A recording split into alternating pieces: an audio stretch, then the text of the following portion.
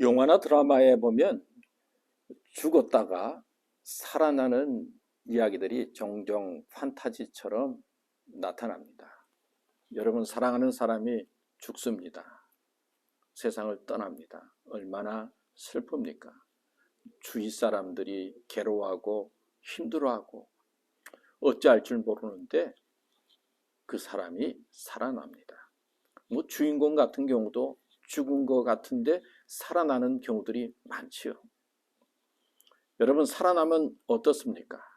얼마나 기쁘고 즐겁고 환호하고 감격스럽습니까? 슬픔이 변화해서 기쁨이 됩니다.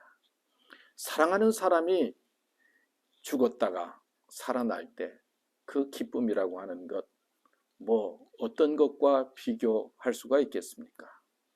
그런데 살아나는 사람이 악당이면 어떨까요? 내가 미워하는 사람이면 어떨까요? 또 살아났는데 좀비처럼 되어서 나를 잡아먹으려고 쫓아옵니다. 그러면 두렵지요. 도망쳐야 합니다. 너무너무 무섭습니다. 예수님께서는 죽으셨다가 사흘 만에 부활하셨습니다.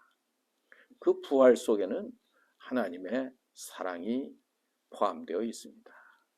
성경은 하나님은 사랑이다 말씀하셨고 믿음, 소망, 그 중에 제일은 사랑이라고 하셨죠. 율법학자들이 무엇이 첫째 되는 계명입니까? 라고 예수님에게 물었을 때 예수님은 하나님을 사랑하고 이웃을 사랑하는 것이 크고 첫째 되는 계명이라고 사랑에 대해서 말씀하셨습니다. 저는 과거에 나 중심으로 많이 생각했습니다. 내가 원하는 삶이 무엇인가? 내가 원하는 행복은 어떤 것인가? 행복을 어떻게 이룰 수 있는가? 그러다가 어느 순간에 좀 생각이 바꾸었습니다. 나라고 하는 존재가 우주의 중심도 아니고, 그리고 사실 내 삶도 잠깐 있다가 없어지는 안개와 같잖아요. 세상 우주와 비교하면 먼지와 같은 존재임을 깨닫게 되었습니다. 그러다가 전에는 나 중심의 질문을 하면서 지내왔는데 어느 순간부터는 내가 중심이 아니라 하나님께서 원하시는 삶이 무엇일까? 우주가 나에게 기대하는 것이 어떤 것일까? 또 이웃이 기대하는 것이 어떤 것일까? 이런 질문을 하게 되었습니다. 그러니까 나 중심에서 이웃 중심으로 바뀌게 된 것이죠. 생각해 보니까 제가 하나님을 위해서 할 수 있는 일은 말씀을 전하는 것입니다.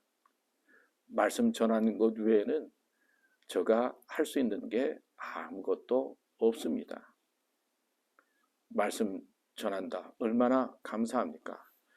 그런데 또 감사한 것은 그 말씀의 중심이 사랑이다 라고 하는 사실입니다. 사랑을 증거하는 것이죠. 여러분, 그렇습니다. 사랑은 내가 중심이 아니라 남이 중심이 되는 역사입니다. 우리는 하나님을 믿는 믿음의 사람으로서 사랑에 대한 말씀을 많이 들었습니다. 그런데 부활 속에도 사랑이 있어야 합니다. 부활 속에 사랑하는 사람을 만나 감격하고 기뻐하는 부활이어야 합니다. 여러분, 사랑한다. 하나님께서 우주를 통해서 우리에게 말씀하시고 기대하는 것입니다. 오늘도 사랑의 마음으로 부활을 꿈꾸시면서 또 미래를 소망하면서 사랑으로 현실을 이겨나가는 여러분 되시기 바랍니다.